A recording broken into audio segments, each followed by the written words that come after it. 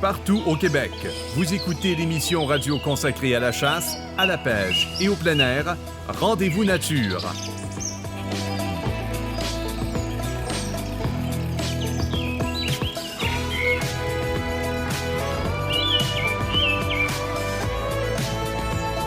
Voici Ernie Wells.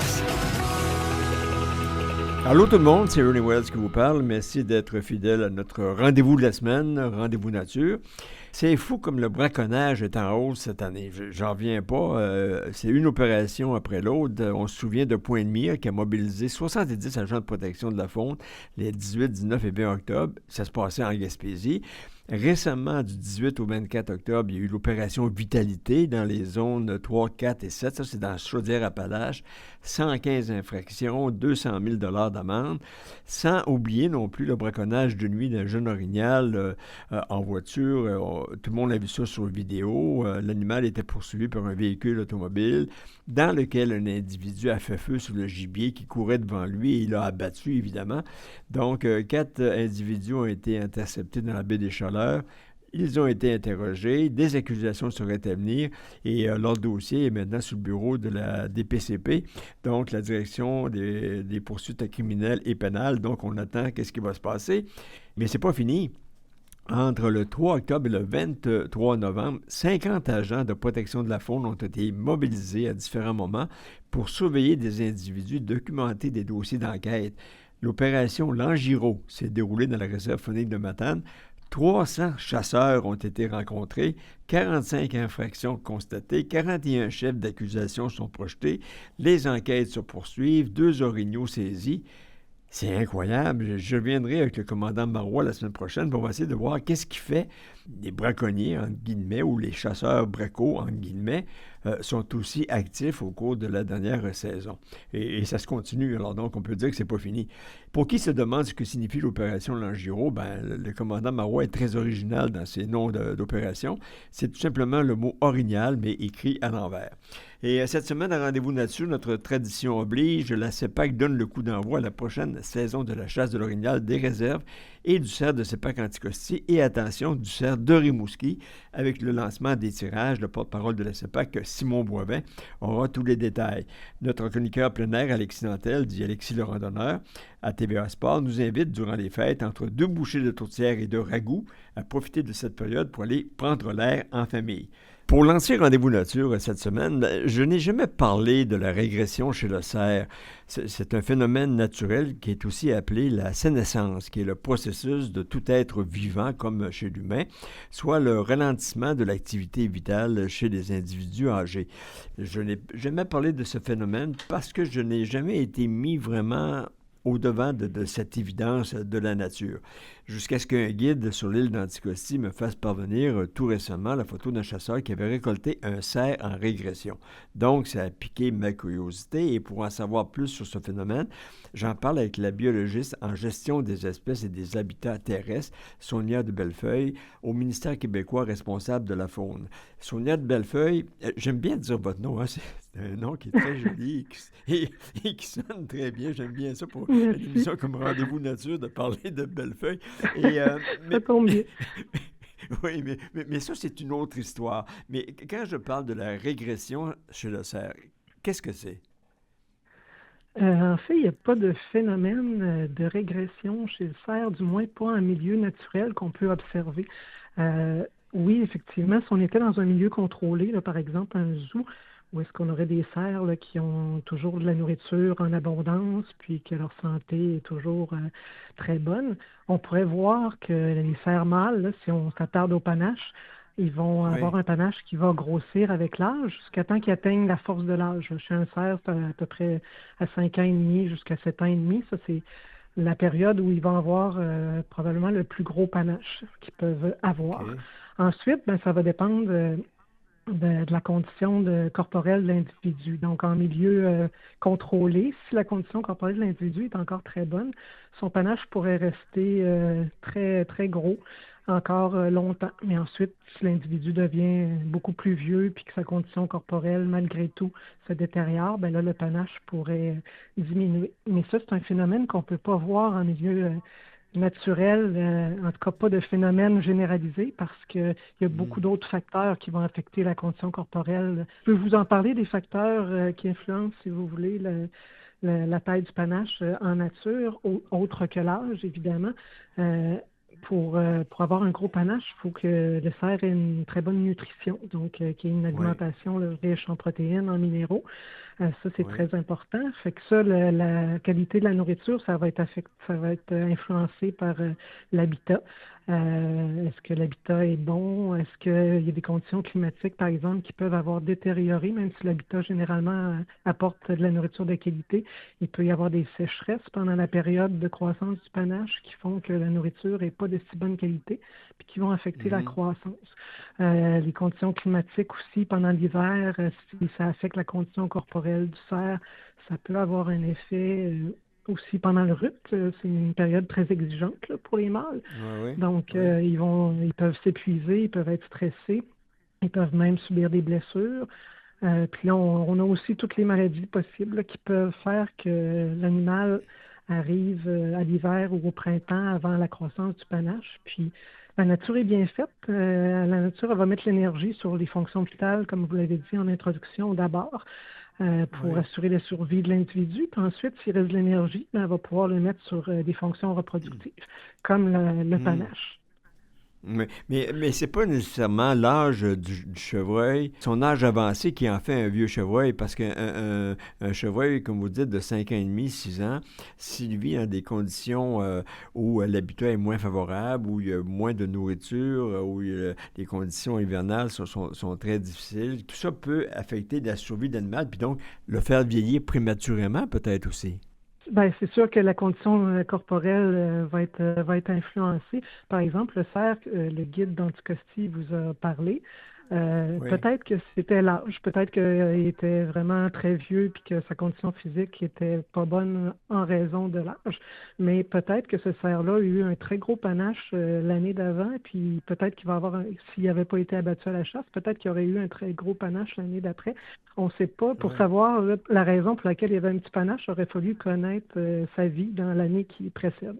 C'est-à-dire peut-être qu'il a combattu une blessure à l'automne dernier, pendant l'hiver, puis finalement, il a plus compensé ses réserves au lieu de mettre des efforts sur la croissance du panache. Donc, c'est ça le mystère en milieu naturel. Là. Ce qu'on voit comme panache une année donnée n'est pas nécessairement un bon prédicteur du panache que l'individu va avoir une année subséquente. Là. Mais de toute évidence, la régression, ça, c'est un signe de vieillissement. Puis j'ai fait quand même des recherches, puis j'ai vu à un moment donné que la diminution de la taille puis la qualité du panache chez les vieux mâles pouvait être attribuable à un affaiblissement généralisé causé par le stress, dont, entre autres, dans les territoires où il y a une forte pression de chasse, ça pourrait favoriser un vieillissement prématuré du chevreuil. Est-ce que vous croyez à ça? Je crois pas le cerf va avoir des stress de différentes natures. Là. C'est sûr que la chasse pour les mâles, ça peut être un stress, mais il peut y avoir d'autres stress aussi. Le fait de manquer de nourriture peut être une situation stressante.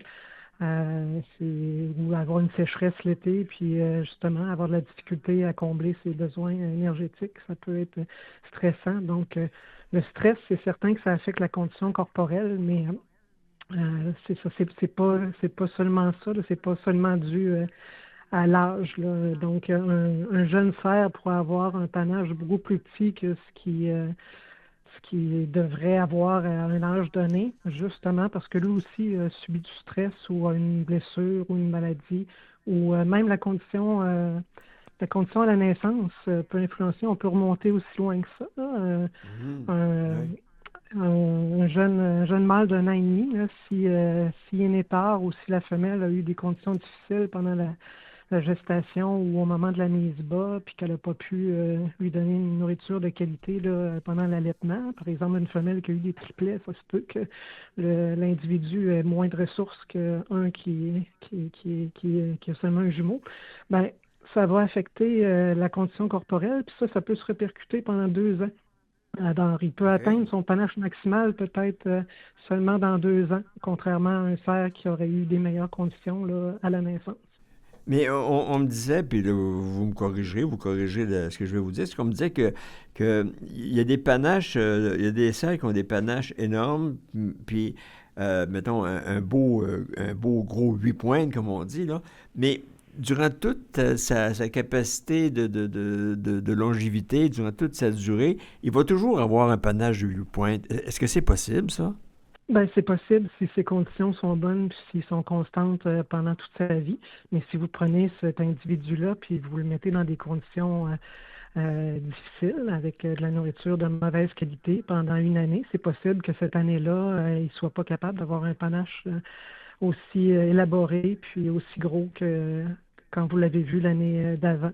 S'il y a une blessure aussi, comme je vous disais, puis qui est obligé de mettre de l'énergie là, sur sa guérison, ça peut influencer le panache. Donc, ce qu'on voit une année n'est pas nécessairement euh, révélateur de ce qu'on peut voir une année subséquente. Là. Puis ça, il y a des études qui l'ont montré, notamment aux États-Unis. Là.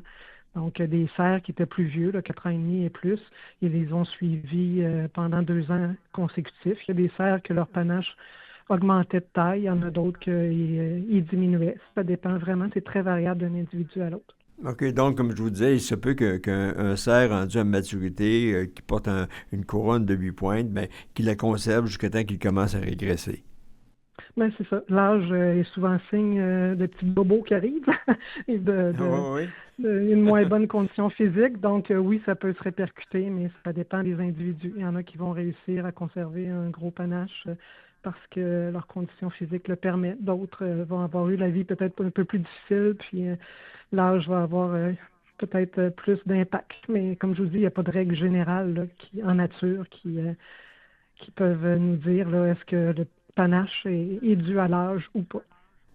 mais finalement, pour un chevreuil qui voit, je vais dire ça comme ça, qui voit son panache régresser, ben, ça veut dire que donc il aurait été vivant plus longtemps peut-être que ses congénères.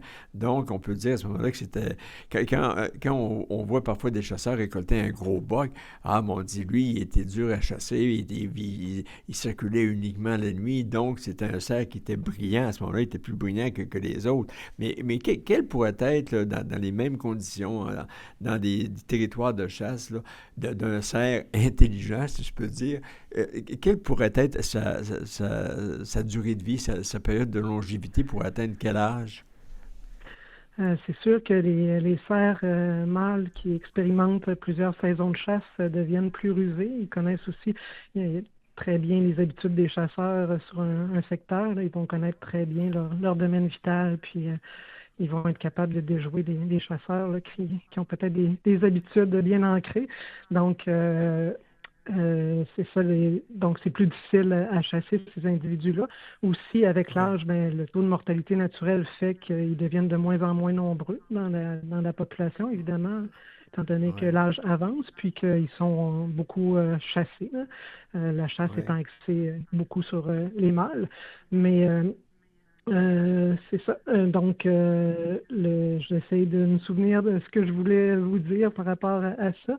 Euh, Mais je vous parlais de la Votre durée de question, vie, oui. là. Ah, la Oui. durée de vie, Je, oui, pardon. oui. Oui, ben, en tout cas, dans nos études, nous, au Québec, les mâles les plus âgés qu'on a vus, c'est 12 ans et demi. Mais c'est sûr qu'à Ah, quand partir de même. 5 ans et demi, le nombre de cerfs là, commence à diminuer fortement. Là. 12 ans et demi, c'est vraiment une exception, là, mais c'est possible. Les femelles vont OK. être capables d'atteindre un âge un petit peu plus vénérable. Là. Ils ont un petit peu moins de pression de chasse, puis ils ont une vie un petit peu moins risquée, je dirais, même si elle est exigeante à cause de la gestation, là, elle est moins risquée que les mâles, là, qui, eux, Ouais. pendant le rut, se déplacent beaucoup. Aussi, quand ils sont jeunes, il y a de la dispersion. Ça les amène dans des milieux qui sont, avec lesquels ils sont moins familiers puis qui ont plus de risques, là, des routes ou des prédateurs ou peu importe. Puis ils ont Ouais, toute ouais. la période du rut, là, des combats, des agressions. Ils mangent peu. Ils arrivent à l'hiver Ouais. souvent fatigués. Donc oui, c'est pas facile la vie d'un cerf mâle, ce qui explique aussi, Non. outre la chasse, là, qu'il y en a moins puis qui n'atteignent pas des âges très, très avancés là, comme les femelles. Oui, puis les conditions hivernales sont toujours quand même très dures, surtout dans l'est de la province. Là, les hivers sont plus longs, puis il y a plus de neige. Mais un cerf qui atteint l'âge de 12 ans et demi, là, son panache doit tenir à un genre de spike buck, là, juste 2 longues pines. Non, pas nécessairement. Non, pas nécessairement. Celui qu'on avait quand même des ramifications là, de souvenirs, mais aussi des très gros mérins. Là. La base du panache était très large. Là. Mais encore là, dans les individus qu'on avait là, de 10 ans et plus, c'est ça, il y avait de la variabilité aussi là, sur la taille du mérin, le nombre de pointes, l'envergure, tout ça. Il y avait des différences. Donc, très variable d'un individu à l'autre. Puis, on ne connaît pas non plus ces individus-là. C'était quoi leur vie là, dans l'année d'avant. Là. Donc, Alors même un cerf en régression peut être un beau trophée de chasse, finalement. Mais dites-moi, chez le mâle, on reconnaît un cerf à bout d'âge, si je peux m'exprimer ainsi, de par la régression de son panache. On va quand même revenir là-dessus. Mais chez la femelle, elle, ça se voit quoi? Que c'est une vieille femelle par la couleur de son pelage qui est beaucoup plus foncé? C'est quoi? Est-ce qu'il y a des signes apparents d'une vieille biche en forêt? Je dirais que le signe le plus visible, en tout cas pour nous, là, c'est sûr que la couleur du pelage, c'est pas très, très fiable parce qu'il y a des variations là, du pelage à tout âge, mais c'est l'usure des dents. Je dirais que quand vous regardez les dents, là, si les dents sont très, très usées, là, puis que très minces, là, ça veut dire que l'individu est très vieux. Donc, c'est l'indice le plus fiable. Mais nous, on se fie pas seulement au visuel. Là. Quand on a besoin d'avoir l'âge précis d'un individu, et on envoie des dents en laboratoire pour avoir un âge précis là, par la lecture là, des anneaux, le scaiement des dents. On disait que la femelle était vieille, justement, puis elle avait le museau un peu carré, un peu comme un labrador. Est-ce que c'est possible, ça? Ah, ça, non, j'ai jamais lu ça. Non. C'est sûr qu'il y a des variations là, physiques d'un individu à l'autre, mais ce qui est aussi intéressant chez le cerf, c'est que même les femelles, nous, on en a eu jusqu'à 17 ans et demi, là, ce qui est un âge très avancé, parce que l'âge d'un cerf est à peu près de 20 ans, la durée de vie normale d'un cerf, là, même s'il peut en avoir des plus âgés. Alors donc, Sonia de Bellefeuille, biologiste en gestion des espèces et des habitats terrestres au ministère québécois responsable de la faune. Bien, merci beaucoup pour toutes ces informations qui sont très, très, très intéressantes, qui sont pertinentes, puis qui nous aident aussi à beaucoup mieux connaître le cerf de Virginie, notre chevreuil du Québec. Bien, je vous remercie beaucoup. J'en profite pour vous souhaiter de joyeuses fêtes. Ben, vous aussi, ça va me faire plaisir de vous parler. Au revoir.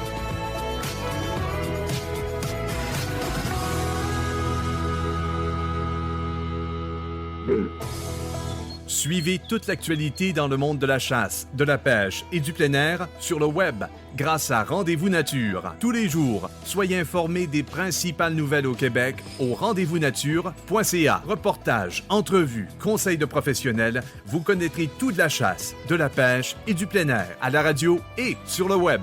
Rendez-vous Nature, la référence de l'information phonique au Québec. Suivez-nous au rendez-vous-nature.ca.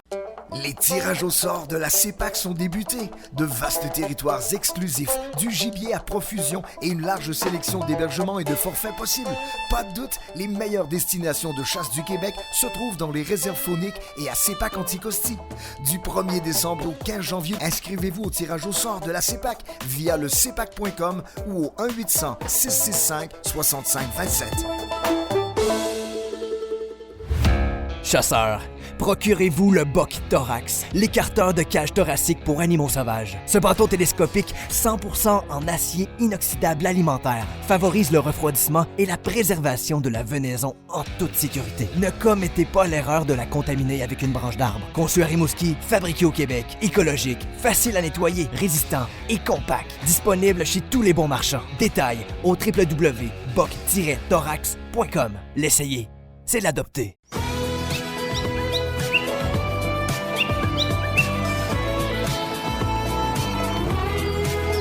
Partout au Québec, de retour à Rendez-vous Nature. Voici Ernie Wells.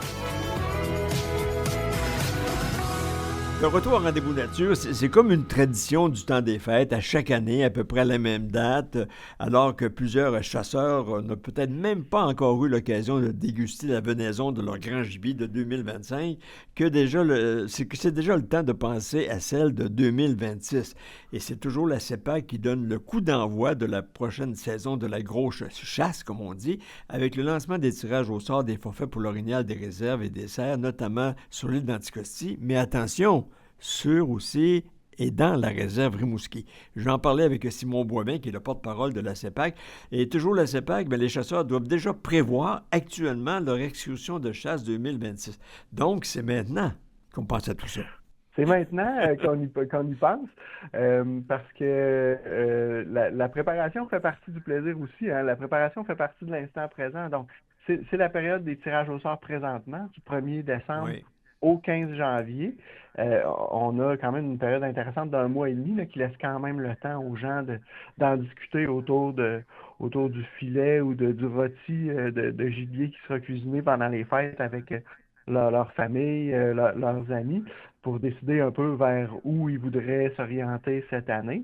Puis j'aime toujours le rappeler, là, le tirage au sort, c'est la meilleure façon d'avoir une équité d'accès là, entre les différents forfaits, que tout le monde puisse avoir la même chance d'avoir accès aux dates les plus privilégiées ou encore aux secteurs ou aux réserves les plus populaires. Puis ça ne change rien que vous vous inscriviez au 1er décembre, comme certains l'ont peut-être déjà fait, ou au 15 janvier.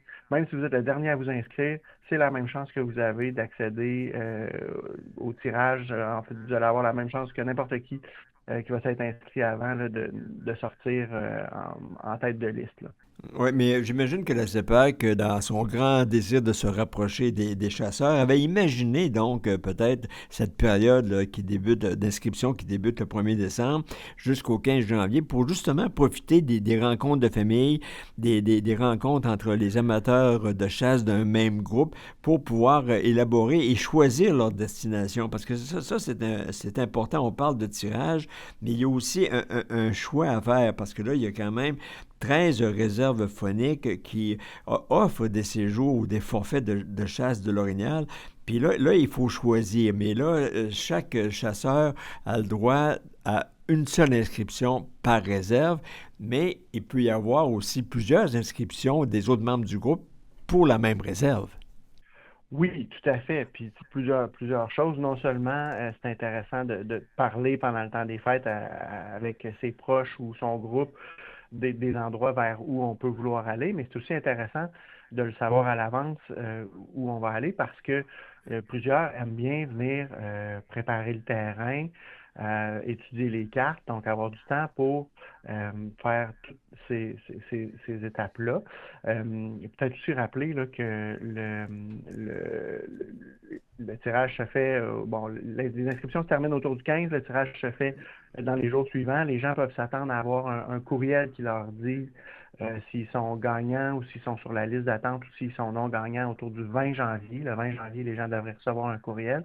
Puis après ça, les appels commencent à partir du 23 janvier pour les gagnants au cerf, puis du 26 janvier pour les gagnants à l'orignal. Donc, c'est à ce moment-là que ça se fait. Là. Les habitués savent là, qu'on peut suivre en ligne là, les disponibilités restantes à mesure que les gens font leur choix. Puis, une fois que tous les gagnants puis la liste d'attente a été contactée, il y a aussi une deuxième chance là, le 6 février pour ceux qui étaient inscrits, mais qui n'ont pas gagné, ils ont une priorité là, pour les séjours restants. Donc le processus c'est celui-là. Oui, mais j'aimerais juste qu'on précise, là, on parle bien sûr de forfaits de chasse de l'orignal dans les réserves fauniques, mais les différents forfaits qui sont offerts, je sais que la chasse donc en chalet, il y a aussi la chasse en camping, et il y a certaines réserves qui disposent de terrains de camping où les chasseurs ils vont avec leur propre roulotte, et tout ça, ça existe encore, c'est inclus là, dans les forfaits, on le décide au moment de l'inscription. Oui, absolument, absolument. Tu sais, puis tu parlais tout à l'heure là, des inscriptions dans différentes réserves. C'est vrai, là, les gens peuvent s'inscrire à un produit Puis après ça, mais dans d'autres réserves aussi. Puis c'est important de le mettre là, dans la séquence, leur priorité de destination parce qu'ils peuvent, s'ils sortent gagnants à une réserve, c'est là qui va être priorisé. Mais oui, il y a différents forfaits, beaucoup de types de produits différents auxquels les gens peuvent s'inscrire. Puis tu sais, ça inclut l'engin de chasse, excuse-moi, selon que les gens Ouais. veulent faire de l'arbalète, de la poudre noire, de la carabine, mais aussi le type d'hébergement. Donc, est-ce que c'est un chalet, c'est un camp rustique? Il y en a qui même vivent l'expérience un peu plus haut de gamme en allant à l'auberge de montagne des Chic-Chocs. Donc, tout Ouais. ça, tous ces produits-là, il y en a beaucoup parce que il y a une offre, un éventail très large d'offres. Puis donc, les gens doivent bien choisir exactement ce qu'ils cherchent à vivre, eux, comme expérience, puis c'est à quoi ils veulent s'inscrire pour espérer là, être parmi les premiers choisis, là. Oui, puis comme on le disait, il y a 13 réserves phoniques. Là, tu viens d'ajouter l'auberge de montagne dans les Chic-Chocs. Ça fait une destination supplémentaire. Puis je pense que c'est le seul endroit dans le réseau CEPAC où on peut chasser l'orignal en plan américain. C'est donc à l'auberge de montagne. Parce qu'ailleurs, dans les réserves phoniques, ça n'existe plus, je pense, depuis l'avènement de la COVID qui avait changé toutes les règles du jeu. Il y avait même eu, à un moment donné, un service de traiteur qui prenait les commandes puis qui allait les porter directement dans les camps des chasseurs. Ça n'existe plus. C'était rendu trop compliqué. Puis la CEPAC a aboli le plan américain pour le remplacer par des guides. Exact. Ouais. Puis ça n'avait pas été un grand succès. Il y avait la COVID, puis la difficulté à recruter le personnel pour offrir le plan américain Ouais. qui était devenu très complexe. Donc, ça a été transformé. Et donc, effectivement, là, outre à l'auberge de montagne des Chic-Chocs, là, pour des plans américains à l'Orignal, il y a pas d'autres réserves phoniques. Puis dans les faits aussi, juste pour préciser, c'est que c'est 12 réserves phoniques dans lesquelles sur les OK. 13 font partie du réseau de la CEPAC, dans lesquels il y a des forfaits à l'orignal qui sont offerts parce qu'il y a un moratoire sur la chasse à l'orignal dans la réserve phonique La Vérandrie. Donc, c'est dans 12 réserves phoniques qu'on peut avoir accès. Là, au total, il y a quelque chose comme 1730 séjours qui sont offerts en tirage au sort là, cette année pour l'automne 2026. Là. Le nombre d'inscriptions est toujours quand même assez important, même faramineux. Il y a combien, comme l'an passé, en 2024, il y avait combien de chasseurs ou combien d'inscrits aux différents tirages de l'orignal du côté de la CEPAC? Ouais, ben pour la saison 2025, on les inscrits de décembre, janvier de l'année dernière, là, on était à Ouais. 155 000, donc c'est bien populaire, puis c'est en croissance d'année en année, là. Ouais. La chasse va bien, l'intérêt pour la chasse en réserve phonique, en tout cas, est palpable, là. Comme je te dis, c'était autour de 155 000 inscriptions l'année dernière qu'il y a eu au tirage au sort. Ouais, je m'excuse, je me suis gouré, j'ai parlé de 2024, mais c'est vraiment de 2025, parce que là, on vient de passer cette saison-là.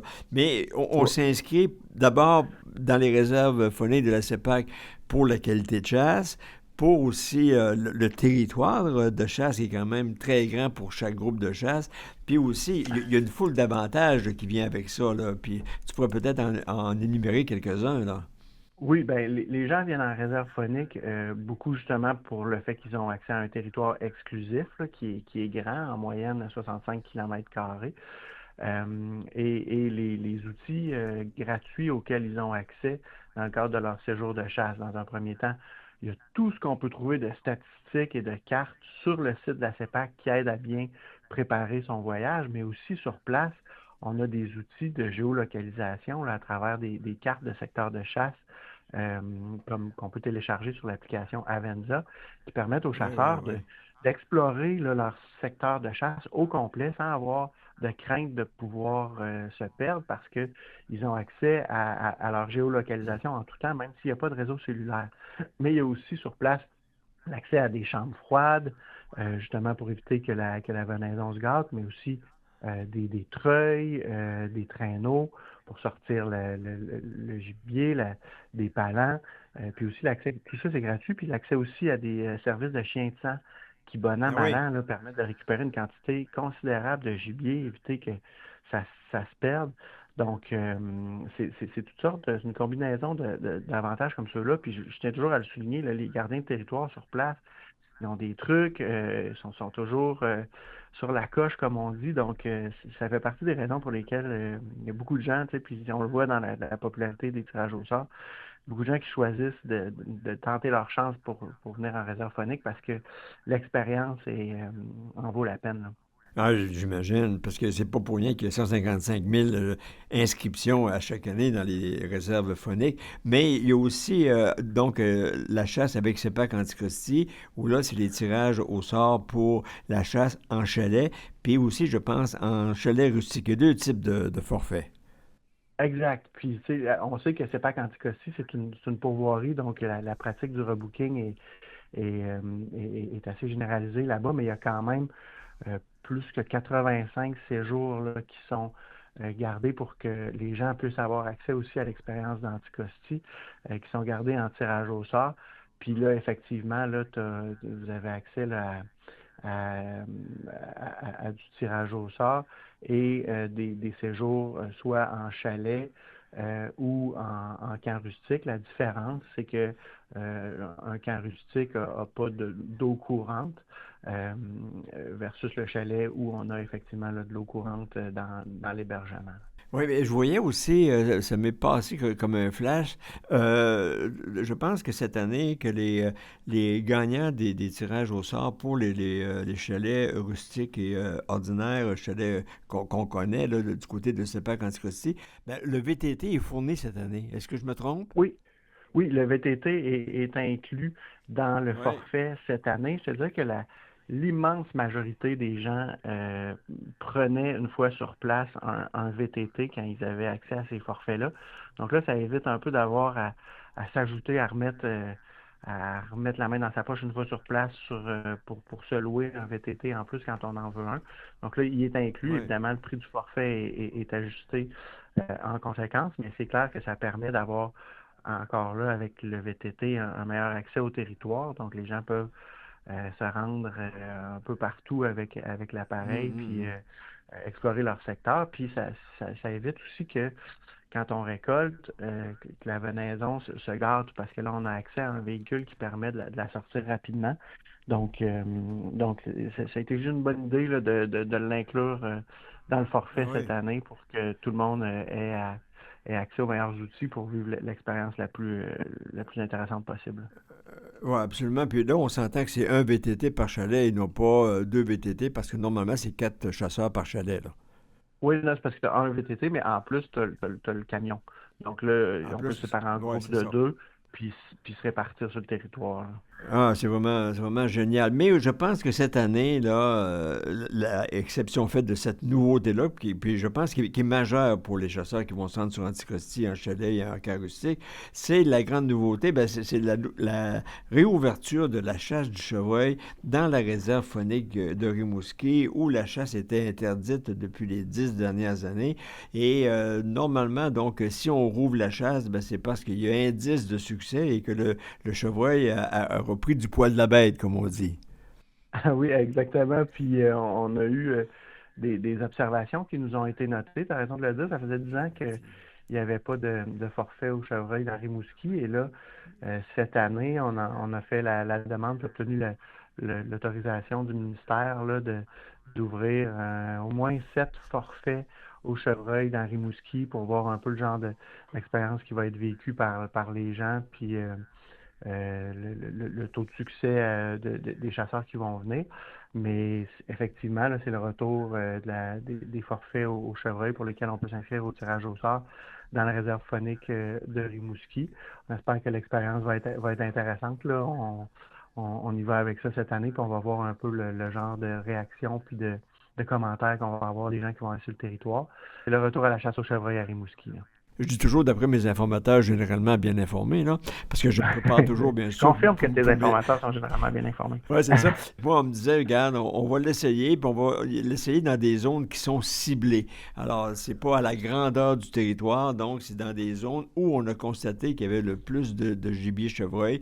que la chasse va être dirigée. Puis là, c'est juste c'est du 9 au 14 octobre. Il y a 7 groupes, puis là, c'est choisi par tirage au sort, donc qui se termine aussi le 15 janvier. Alors donc, on a hâte de voir, parce que moi, je me souviens d'avoir fait la dernière chasse avant la fermeture, puis là, c'était vraiment, c'était le temps, on faisait juste faire prendre de l'air à nos armes, parce qu'on voyait rien. On voyait des orignaux, mais on voyait pas de chevreuil, donc c'est s'il y a une reprise, c'est parce que c'est bon signe que le chevreuil reprend petit peu à petit peu sa place dans la réserve Rimouski. Mais dans tout ça, est-ce que vous avez des chiffres, Simon Boivin, concernant les chances de succès? Là? Quelqu'un s'inscrit, un groupe s'inscrit pour l'Orignal. C'est quoi la chance de gagner un forfait? Ben non, on n'a pas de chance comme ça qui est calculée, disons, par réserve ou au total dans le réseau. Notamment le fait que des fois, il y a plus d'inscriptions dans une réserve, mais c'est aussi pour plus de séjours. Ça rend ce calcul-là un peu particulier compte tenu des différences entre le nombre de séjours disponibles et le nombre de produits accessibles par réserve. Mais comme je te dis, le bon an, mal an, en tout cas cette année, c'est 1738 séjours qui vont être accessibles au tirage au sort pour la saison de l'automne 2026. Puis évidemment, quand on parle de 150 000 inscriptions, il faut comprendre aussi que, comme tu y référais tout à l'heure, il y a beaucoup de gens qui s'inscrivent dans beaucoup de produits. Donc, c'est une même personne, son inscription est valide plusieurs fois, est comptée plusieurs fois dans le 155 000. Donc voilà. Puis encore une fois, je le réitère, c'est bon signe que la chasse soit populaire, puis c'est bon signe pour nous que ça soit populaire chez nous aussi. Ça doit correspondre à une satisfaction de la clientèle. Puis le tirage au sort, ça reste la meilleure façon. Puis, tu sais, c'est ouvert juste aux Québécois, hein, on le dit pas toujours, là, mais les tirages au sort en réserve phonique, c'est que les Québécois qui peuvent s'y inscrire. Puis c'est la meilleure façon d'assurer qu'il y a une équité dans la répartition des séjours année après année dans les réserves phoniques. Oui, puis ce qui est intéressant de dire, puis là tu viens de le préciser, qu'il y a plusieurs membres d'un même groupe qui vont s'inscrire dans plusieurs territoires. Mais il reste quand même une chose, c'est que la deuxième chance pour les chasseurs qui n'ont pas eu la chance, je me répète, de voir leur nom sorti lors du tirage initial, peuvent se reprendre lors de la période la date, c'est quoi? C'est le 9 février. C'est le 6 février. C'est le 6 février. Puis c'est ça, c'est les séjours restants là, qui ont pas été sélectionnés par les gagnants ou par les gens qui étaient sur la liste d'attente. Donc, c'est ouvert en priorité à ceux qui se sont inscrits au tirage au sort, mais qui ont été non gagnants. Donc, là, il y a une période de 2 ou 3 jours pendant laquelle eux peuvent appeler pour trouver dans l'offre restante ce qui pourrait faire leur affaire. Puis par la suite, c'est ouvert à vraiment tous, là.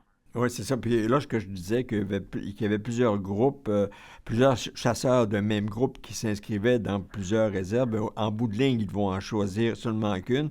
Donc, il reste qu'il y a beaucoup. Donc, les réserves, les inscriptions restantes qui ne sont pas utilisées par les chasseurs qui ont gagné au premier tirage, reviennent dans le pot, si on peut dire, pour les chasseurs qui ont été non gagnants. Donc, ils ont autant de chances de gagner à ce moment-là qu'ils l'ont été lors du premier tirage. Puis c'est sûr que c'est à travers l'offre restante, puis après, c'est une question de qui va appeler le plus rapidement. Oui. Mais je souligne aussi pour ceux qui reçoivent un message le 20 janvier qui leur dit qu'ils sont sur la liste d'attente, pour eux aussi, même si notre rang nous apparaît peut-être des fois un peu décourageant sur la liste d'attente, c'est eux, dans le fond, qui ont le premier regard sur ce que les gagnants n'ont pas voulu prendre. Donc, c'est pas parce que quand on est sur la liste d'attente que notre rang est plus élevé que ça veut dire qu'on n'aura pas accès à un séjour. Puis on ne peut que insister sur l'importance pour les gens qui sont gagnants puis sur la liste d'attente d'être proche de leur téléphone aux dates là, dont on a parlé. Là, donc le 23 janvier pour le cerf puis le 26 janvier pour l'orignal. D'être proche de leur téléphone pour être certain là, que on garde notre rang pour donner notre choix dans les disponibilités restantes. Oui, on dit bien une liste d'attente et non pas une salle d'attente. C'est moins long que chez le Exact. médecin. Ouais. OK. Alors, ceci étant, donc, Simon Boivin, porte-parole de la CEPAC, je suis content de voir qu'il y a autant quand même d'inscriptions, quand même 155 000 là, en 2025, c'est énorme. Donc, ça prouve que les Québécois ont accès à leurs réserves parce que ça leur appartient. Il n'y a pas donc d'inscription qui vient de l'Ontario ou du Nouveau-Brunswick ou d'ailleurs, c'est réservé aux Québécois. Alors donc, c'est en cours depuis le 1er décembre jusqu'au 15 janvier. Alors inscrivez-vous, profitez de la période des fêtes pour décider du choix de vos réserves. N'oubliez pas la chasse du chevreuil qui revient dans Rimouski, mais c'est pour 7 groupes seulement. Donc dans ce cas-là, il faut être très, très, très chanceux. Il y a aussi la chasse donc du côté de CEPAC Anticosti avec les 80 quelques séjours ou forfaits de disponibles. Simon Boivin, merci beaucoup. Je te souhaite de joyeuses fêtes, puis je te dis, on se reparle l'année prochaine. Ben, merci beaucoup. Fête à toi puis à tes auditeurs, puis bonne chance à tout le monde dans le tirage au sort.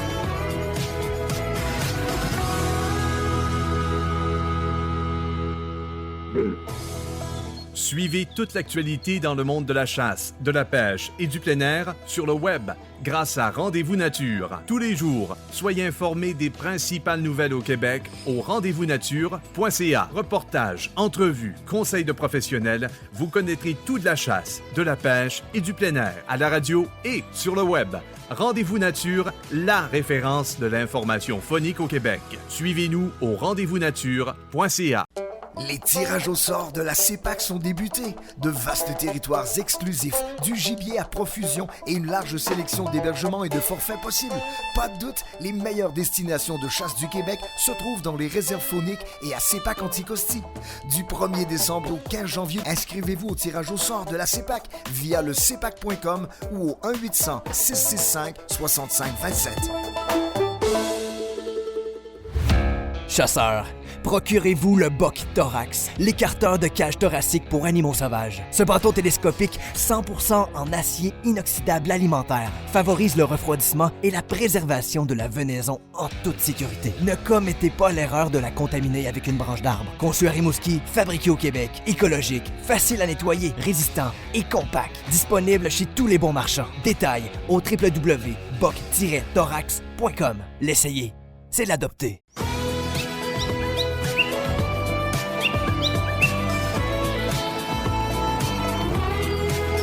Partout au Québec, de retour à Rendez-vous Nature. Voici Ernie Wells.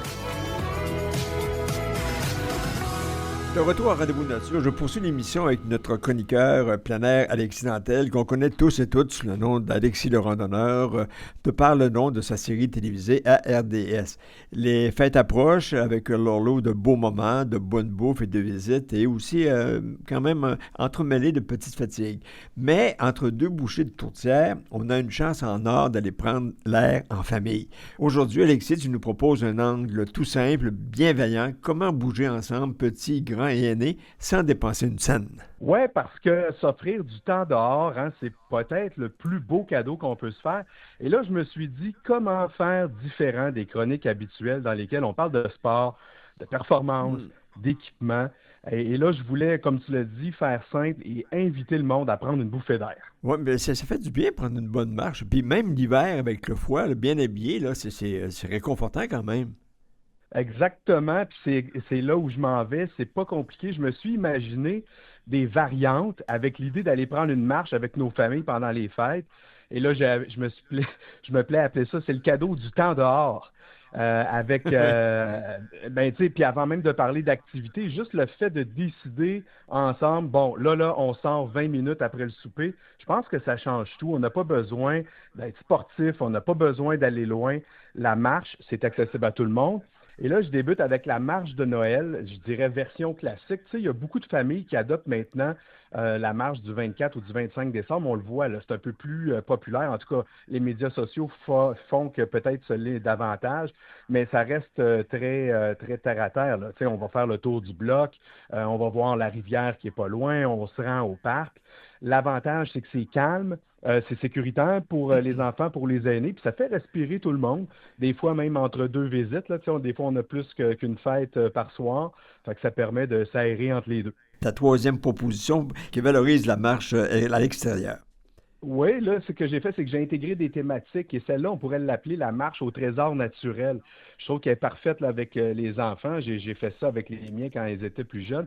On part en équipe, là, puis on observe une branche en forme de Y, une trace d'écureuil dans la neige, une feuille en cœur, un reflet dans la glace. En fait, on ramasse rien. Faut juste qu'on découvre des choses puis qu'on se lance des choses. On peut aussi faire le parcours d'abord puis noter tout ça pour faire une liste de choses à découvrir. Ça ralentit les adultes, ça occupe les plus jeunes, puis ça transforme une marche, disons, ordinaire en mini-aventure. Puis ça, c'est agréable pour tout le monde. Moi, c'est comme une marche au trésor, finalement, une course au trésor. C'est comme une course au trésor, mais zen. Et parlant de zen, là, je t'amène à mon autre qui serait la marche silencieuse. Ça, des fois, c'est pas facile avec les enfants, mais ça peut faire du bien, en tout cas pour les parents, quand les enfants sont bruyants puis excités. Et ça surprend toujours. Là, on part ensemble et puis là, on se dit, ben là, parfait pour 1 ou 2 minutes, personne parle. Alors, on écoute le crissement dans la neige, on observe les lumières, on sent l'air froid, on se reconnecte tout le monde. Même les enfants là, sentent que c'est un moment spécial malgré l'énervement qui est souvent présent dans l'air. Ça fait presque une mini-méditation, je dirais. Donc, on calme les esprits avant de revenir à la fête. Et une qu'on pourrait suivre avec ça, c'est la marche photo. Alors là, c'est un défi super simple. C'est un peu comme la marche chasse au trésor, mais là, on doit prendre, exemple, 3 photos. Une couleur, une texture, un détail qu'on n'avait jamais remarqué dans notre quartier. Et ça, les enfants aussi adorent ça. En revenant, on compare nos photos. C'est fou comment là, on peut redécouvrir les lieux qu'on voit tous les jours, mais là, on les voit d'une façon différente. On peut acheter aussi des appareils jetables pour l'occasion, puis se les faire développer éventuellement, ou on utilise évidemment nos mobiles bien présents dans nos vies maintenant. Oui, mais c'est curieux quand même. Je voyais justement que les appareils photos jetables sont de retour. Puis comme les plus jeunes n'ont peut-être pas leur cellulaire, mais un appareil jetable pour eux, ça serait parfait. Mais on me disait que les photos quand même, c'est bien défini, mais c'est quand même pixelisé un petit peu. Mais pour les besoins de la course, ça fait très bien la job, là. Ben, c'est que là, on sort de l'instantanéité. Hein? On prend une photo et on n'a pas le résultat tout de suite, donc ça met la patience à l'épreuve. Alors donc, c'est ça. Donc, c'est ce genre d'appareil photo, ben aussi, ça nous oblige à porter attention autrement sur ce qui nous entoure au quotidien. Oui, puis mon autre, c'est le rallye familial de quartier. Alors là, un peu comme la chasse au trésor, ben, on prépare une mini-liste. Là. On trouve une maison avec des lumières bleues, une déco de reine, une branche particulière, encore une fois, une flaque. Ben, ça coûte rien. Ça fait marcher tout le monde. Ça crée des fous rires aussi. C'est une activité parfaite, encore une fois, entre 2 visites ou après un copieux repas là, où on veut faire descendre ce qu'on vient d'avaler. Donc, ça, c'est bien intéressant aussi de le faire dehors puis de se trouver une façon de teinter nos marches différemment. Oui, puis ces marches-là, on peut les adapter aussi selon l'énergie de chacun des participants, l'énergie du moment, là, finalement. Clairement. Puis là, j'enchaîne avec une autre qui est la balade nocturne aux lumières. Tu sais, on sort après le souper, on profite des décorations du quartier. Mais là, on s'ajoute une lampe frontale, un petit chocolat chaud dans un thermos, puis c'est l'ambiance magique parfaite, garantie. Là, c'est facile. Et puis, il n'y a rien de mieux là, qu'un bon chocolat chaud dans un thermos le soir pour se mettre dans l'ambiance des fêtes.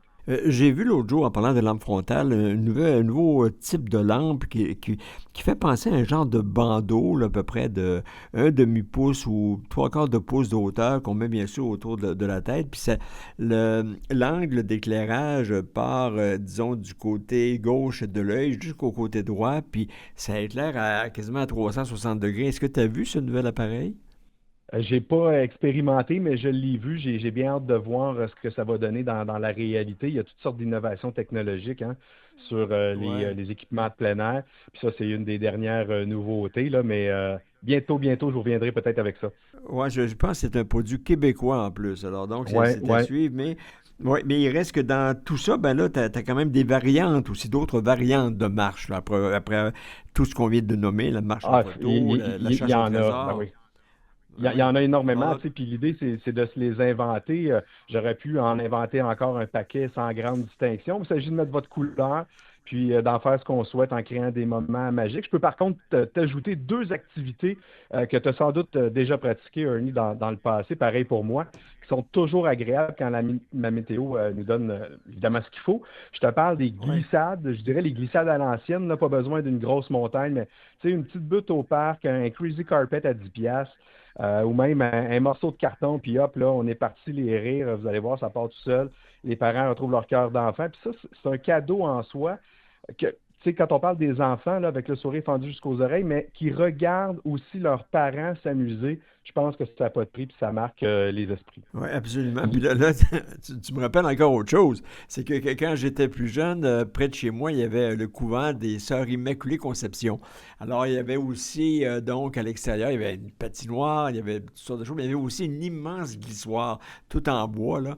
Puis nous, notre thrill, c'était bien sûr de monter là-dedans, le soir, quand les petites sœurs n'étaient pas là. On était toujours dehors, même s'il faisait, à l'époque, moins 40, c'était pas grave, là, on était dehors pareil. Donc, tout le monde embarque là-dedans, peu importe l'âge, on marche, puis on y va avec ça. Ah ouais, puis tu sais, il y a les fameux concours de bonhomme de neige, là, quand la neige est collante, puis là, c'est le temps, les petits contre les grands-parents deviennent des juges. C'est pas pour gagner, là, c'est pour se faire des joues rouges, des doigts froids, comme, tu sais, puis ça fait des super photos là, pour l'album des fêtes. Je termine avec des astuces pour rendre les sorties faciles. 4 petits points, tu sais, s'habiller en couches, en multicouches. Je l'ai toujours dit, on essaie de s'adapter selon la météo. Choisir des mitaines aussi plutôt que des gants. Hein, si on veut éviter justement les doigts gelés, là, les mitaines vont aider dans ce genre d'activité. S'amener un petit thermos, une collation et surtout viser la simplicité. Ça, je pense que c'est le mot qu'il faut retenir de cette chronique-là. Même 10 ou 15 minutes dehors, ça change le moral. Compliquez pas les choses. Et puis pendant les fêtes, je pense que sortir dehors ensemble, c'est un beau cadeau qu'on peut se faire en famille. C'est le vivre ensemble, hein, et ça coûte rien. Oui, c'était un beau message à passer. Puis tu vois, je ne pensais pas qu'on ferait 15 minutes en parlant juste des marches en plein air après un des soupers de Noël. Mais tu as effectivement fait un bon choix. Mais il y a plein de choses qu'on peut faire en allant marcher à l'extérieur, prendre l'air, puis être ensemble, avoir du fun, puis rire. Tout ça, c'est bouger, puis le faire gratuitement pour récolter des souvenirs très en cadeau, finalement. Alors, merci, Alexis. De joyeuses fêtes à toi, à tes proches et à ton conseil municipal. Et on se reparle donc l'année prochaine, en janvier 2026. Puis d'ici là, on continue de te suivre à la trace sur ton site alexislerandonneur.com. Absolument. Joyeuses fêtes, Ernie. Joyeuses fêtes à l'équipe et joyeuses fêtes à tous nos auditeurs. Voilà, c'est dit. Merci. Au plaisir. Bonne année. Salut.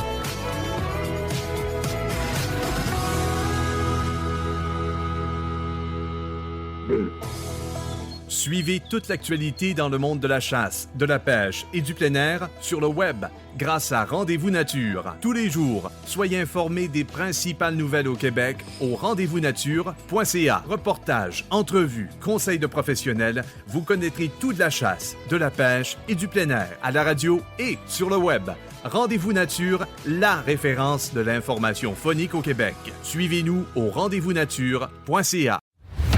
Chasseurs, procurez-vous le Buck Thorax, l'écarteur de cage thoracique pour animaux sauvages. Ce bâton télescopique 100% en acier inoxydable alimentaire favorise le refroidissement et la préservation de la venaison en toute sécurité. Ne commettez pas l'erreur de la contaminer avec une branche d'arbre. Conçu à Rimouski, fabriqué au Québec, écologique, facile à nettoyer, résistant et compact. Disponible chez tous les bons marchands. Détails au www.buck-thorax.com. L'essayer, c'est l'adopter.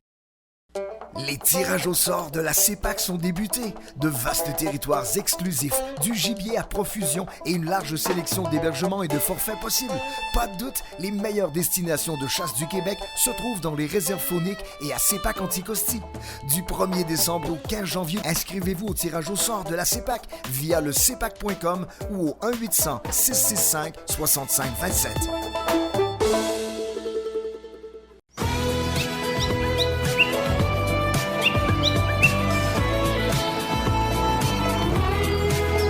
Partout au Québec, de retour à Rendez-vous Nature. Voici Ernie Wells. Alors, c'est ainsi que j'ai vu l'émission de cette semaine. Ici Ernie Wells. Je vous remercie de votre écoute et je rappelle que l'on peut entendre et réentendre cette émission de plusieurs façons sur rendez-vous-nature.ca, le journal lesoir.ca à Rimouski, sur Balado Québec et sur YouTube, et nous lire aussi dans les éditions papier très populaires, je le dis, des journaux Le Soir au Bas-Saint-Laurent et en Gaspésie. Et j'ai d'ailleurs une chronique à l'intérieur de ces médias régionaux du soir, les médias papier. J'aimerais aussi attirer votre attention avec toute la froidure qu'on connaît actuellement, puis ça, c'est d'un bout à l'autre de la province, des organisations qui organisent leur assemblée générale annuelle pour lancer les prochaines activités de pêche blanche, soit sous la banquise ou dans différents endroits. Il y a des pourvoyeurs aussi qui offrent la pêche blanche, certains territoires sous gestion, comme les aigues, qui peuvent réserver même des lacs pour la pêche blanche, et aussi donc avec des habitations comme des yourtes ou des petits chalets. Peut-être même des prochaines vacances des fêtes où il y aurait sûrement des activités de pêche blanche dans votre région. On parle de plus en plus du côté du service fédéral de la faune de peut-être rouvrir le bar rayé, mais non pas de rouvrir, mais plutôt d'ouvrir la saison du bar rayé qui actuellement se tient juste dans l'est de la province, donc à partir d'une ligne imaginaire entre Rimouski et Forestville, vers l'est, les amateurs peuvent pêcher le bar rayé, alors que du côté ouest, bien, on ne peut pas le pêcher. Puis donc, apparemment que là, le fédéral sera en train de faire des expertises parce que le bar rayé est toujours considéré comme une espèce menacée.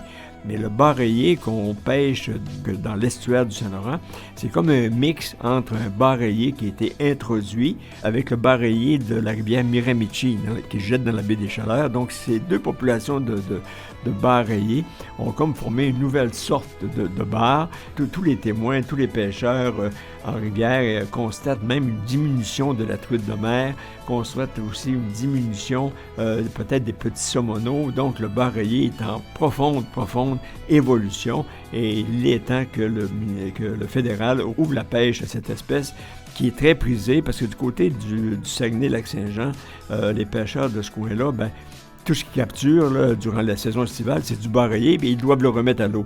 Le bar rayé est là en grande quantité et avant qu'ils détruisent toutes les autres espèces, mais il faudrait déjà que le ministère fédéral puisse ouvrir la pêche et donner accès aux Québécois au bar rayé du Saint-Laurent. Mais ça, on y reviendra. Bonne semaine, encore une fois, soyez très prudents, puis on se donne rendez-vous à la semaine prochaine pour un autre Rendez-vous Nature. Poursuivez l'aventure Rendez-vous sur le web en consultant nos nouvelles au rendez-vous-nature.ca, à la radio et sur le web. Rendez-vous Nature, la référence de l'information phonique au Québec.